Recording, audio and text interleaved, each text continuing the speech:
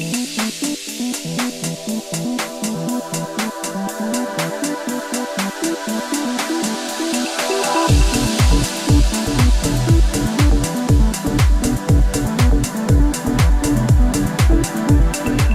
throws a ball vertically up.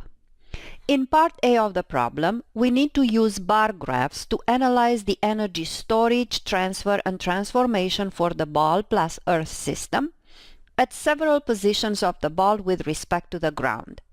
Ignore air resistance.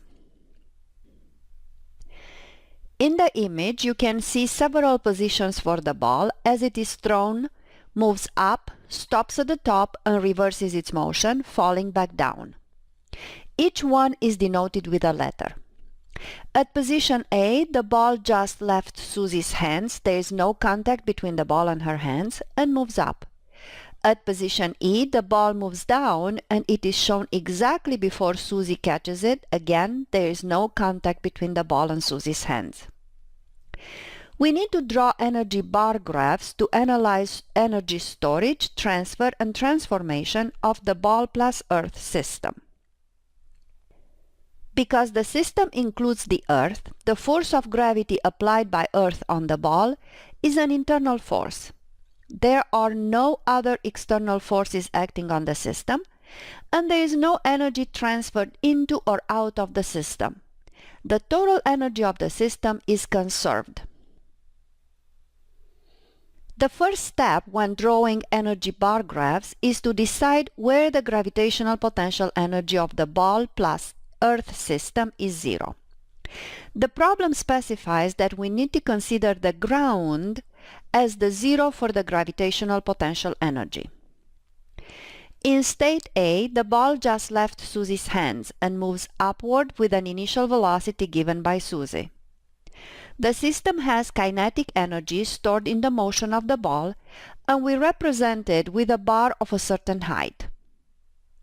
The system also has gravitational potential energy stored in the position of the ball with respect to the ground. We represent the gravitational potential energy with another bar that can be taller or shorter than the bar for kinetic energy. We have no numbers given in this problem, and I have decided to draw a shorter bar for the gravitational potential energy than for the kinetic energy. As the ball moves upward from A to B, it slows down. At position B, the kinetic energy of the system is less than at position A, therefore the height of the energy bar for the kinetic energy is shorter. Also from A to B, the position of the ball with respect to the ground increases. As a result, the gravitational potential energy of the system increases, and the energy bar for the gravitational potential energy at B must be taller than at A.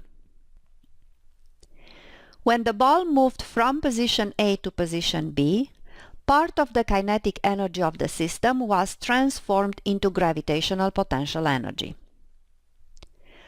Position C represents the highest point the ball reaches above the ground before reversing its motion. At C, the ball stops and therefore its kinetic energy is zero. We simply draw a line with no considerable height for the kinetic energy at position C. Also at C, the ball has the highest position with respect to the ground, and therefore the largest gravitational potential energy. We represent this by the tallest bar graph for the gravitational potential energy at C. As you can see, as ball moves from A to C, all its kinetic energy is converted into gravitational potential energy. From C to D, the ball is falling back down and its speed increases. The system has both kinetic energy and gravitational potential energy at D, and we represent each one of them with a bar graph. From C to D, part of the gravitational potential energy of the system was transformed into kinetic energy. Position E is approximately the same as position A, and the system has both kinetic and gravitational potential energy. The ball speeds up as it falls down, and the kinetic energy at E is larger than at D, and the gravitational potential energy at E is smaller than at D because the ball is now closer to the ground. As the ball falls from D to E, more of the gravitational potential energy of the system is converted into kinetic energy. When drawing the bar graphs for kinetic and gravitational potential energy, we didn't care about which one of the bars is taller at a certain position. We cared about drawing a shorter bar if energy was less, or a taller bar if energy was more. But there is something very important when drawing energy bar graphs. Because the total energy of the system is conserved, the total energy at each position must be the same. Therefore, the height of the bars for kinetic and gravitational potential energy when put together must stay the same at every position in order to represent the conservation of energy. In part B of the problem, we need to write the equation for the conservation of energy for the system. At every position, the total energy of the system is made up of kinetic energy and gravitational potential energy. Because there is no energy transferred into or out of the system, the total energy is the same, so all these sums are equal to each other. Total energy at A equals total energy at B and equals total energy at C, and so on.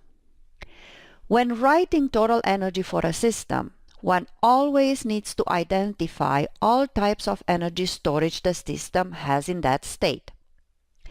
In this case, the kinetic energy at state C is 0, and we can indicate that by specifically writing that it is 0, or simply by not writing the kinetic energy term in the conservation of energy equation.